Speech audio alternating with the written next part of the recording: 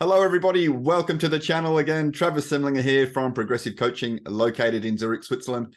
And today I want to talk about another pattern a pattern of behavior, a pattern of information processing that unfortunately many people fall into, particularly in times of adversity, because of a lack of awareness of this pattern. And I help people daily to break out of this pattern. Many people have been in this pattern for many years, even decades. Some people fall into this pattern for anything up to an entire lifetime, and that is a real tragedy. So I'm going to talk about this and ways to break out of this pattern today. Now, this will build upon what I spoke about in the previous session, which was the main theme of that was that nothing has any meaning except the meaning that we give it. Okay, I'll put a link to that video up here somewhere. You can watch that. But the theme of the pattern that I'm going to speak about today is this. When our life conditions don't match the story, the blueprint of how we have decided that life should be, okay, we will experience pain. When our life conditions don't match the story that we have invented. That's important, that we have invented the story about how we think that our life should be, and it doesn't match with the reality, we will experience pain. So I'll demonstrate with an example. Let's say a person believes that by the time they're 40, they should have it all figured out, basically. They should have a white picket fence. They should be happily married and with 2.3 children that are well-behaved. And they should have some money in the bank. They should have their mortgage basically paid off. They should have money to be able to go on their yearly holiday. And they have a good relationship, good friends. Everything is basically good. That's the belief they have about how life should be. That's their story. But in reality, they're still single and they're renting an apartment. Okay, so there's a big difference between how they think that life should be and how life actually is. And when that happens, we normally experience pain. Okay, and if we have a big difference, if there's a significant difference between how we expect our life to be and the reality of the situation, okay, big difference between our story and the reality, we will have big pain. We will have significant pain. Okay, so what's the solution to this? The solution is we need to take control of what we can take control of, because we all crave certainty. Okay, and some people try to achieve certainty by trying to control external events, by trying to control other people. I'm sure we've met people like this. But what happens is that we can't control completely life events. We can't control other people. The only thing we can be certain of is how we communicate with ourselves, how we interpret events. So what we need to do is change our story, because we have complete control over this. This is our true certainty. We create our meanings, okay, and this is the ultimate certainty, knowing that we can absolutely control what things mean to us. We can interpret what things mean to us in any way we want. I talked about this more in the previous video, but I want to concentrate on the story, because the story is really a meaning. Okay, if we have a story that life has to be this way, and it can only be this way, and it's not this way, that's just the story that we've invented. We've got 99 ways to fail, right? We're going to not, chances are we're not going to live our life exactly on that story that we have invented. So we change our story, take control of our story. It's I was speaking with a client about this with a client yesterday. It's the hero's journey. So these adverse events come, and some people just completely crumble when they come, but they're going to come. Okay, life is there to make us stronger. If our life was just always good, we would be such weak people, because we grow in times of adversity. And if we look back at our life, most people will see that the times that we thought were the hardest and the worst actually were so necessary in creating the life that we do have now. To create, more long-term happiness. We grow and learn from these situations. unless we let them destroy us. And the way that people destroy themselves is by the story, not by the external events, because they will react very differently depending on the story they create and if they change their story or not. I'll give you an example. So Nelson Mandela, 30 years in prison.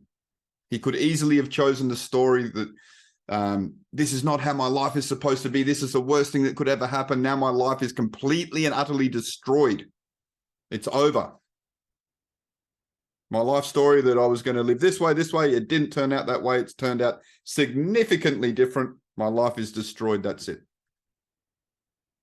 But Nelson Mandela definitely didn't think this way, because there's no way he would have had the emotional resources to achieve what he did once his life conditions did change. Okay, he had a very different story, because I watched interviews with Nelson Mandela, and one of the interviewer questions were, how did you survive? How did you survive those 30 years? And Nelson Mandela took slight offense at this. He retorted, he said, I didn't survive. I was preparing. A very different story. Okay, we respect people who choose empowering stories. It's innate. It's in our DNA, the hero's journey, as I alluded to a moment ago. Everyone loves a comeback. We don't really like people that just have everything good their whole life, right? We think of these people as silver spooners or as weak and in some respects that is true, because they don't get the chance to build this muscle that is necessary to take them to the next level of their lives. We love a comeback story. Nelson Mandela is a massive example of someone who took control of their story, and that is one of the reasons he is greatly admired and respected all around the world. Now, when some things happen to people, I always give an extreme example like that for a contrast, but let's take a more everyday example. Let's say a person's car is stolen, or their relationship breaks down, or they are made redundant from a job they've had for a long time, or maybe their life savings, they put it on a bad investment and they lose all their money. Okay, and then they have this story that that's not how life is supposed to be. And so they get upset much more because of the story, because of the blueprint not matching the reality. Okay, because let's go with the example of the person that has lost their life savings. They could have the story that this is the worst thing. My life is supposed to be like this, and now it was taken from me, and I blame the economy, or I blame this person. Maybe someone really stole the money. I blame this person. And that's another pattern, another trap that people fall into, is the blame game. But the person that loses the blame game is the person that plays the game. Okay, because all you do is self-sabotage yourself. You stay angry, and then you get sick of being angry, and you get sad, and you go into this what's called a crazy 8 pattern for anything up to an entire lifetime until you stop blaming. But blaming is just one way that people are trying to get out of their pain. There's 3 ways really to. One way, when our life conditions don't match the story about how we think it should be, one thing people will do is blame someone or blame something to try to feel less helpless, which works for a little while because they get angry, which gives them certainty. But in the long term, all they do is tear themselves apart by going angry, sad, angry, sad. The second way is we can change our life. And that's all well and good. But what if it's impossible? What if we're Nelson Mandela in jail? Okay, we can't change our life. The third way is we can change our story about how things are meant to be. Okay, and then with the emotional resources from this, we can start to change our life to match our new story, our new flexible story. That's important, because if we're saying this is the end, this is all over, we create a self-fulfilling prophecy.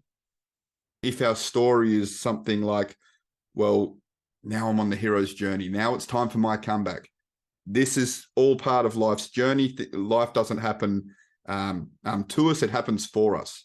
If life was always just easy, I would be the weakest person out there. Okay, so these things that happen for a reason, to teach me the lesson. What's the lesson I need to get from this? How can I turn things around? Do I want to take things back to how they were, or is there something I can get out of this and maybe I want to take things in a completely different direction? But I can only do that if I control my meaning and I control my story about how life is meant to be. And if I tell myself, oh, this was never meant to happen, I was never meant to lose my money, now I'm destroyed, I'm no one, I'm a failure, becomes our reality. Self-fulfilling prophecy. If we change the story to, as I just said, learn from this, grow from this is a huge growth opportunity. I'm much more than my bank balance. Okay, I read recently that 45% of child deaths in the world, 45% of childhood deaths in the world are caused by a lack of food, are caused by hunger, starvation. Okay, and here we are we've got a roof over our head. Okay, we've got food in the fridge, healthy children. We are healthy. We can even, as I like to say, we can order food online and it gets delivered straight to our door. Okay, people out there dying of starvation. A little bit of perspective. We've won the geographic lottery and we've had this adversity, but it's a different adversity to what other people are going through where their life is on the line. We can turn things around. We've got our health, we've got friends, we've got family, we've got relationships. We can turn things around. Okay, very different meaning, very different life, very different emotions, and where we live emotionally is our reality, depending on the story that we invent. We can change that story in a moment, because many people get stuck, they get hooked, and they end up living their story instead of living their life. Okay, I talk to people who have been doing this for a long time on a daily basis.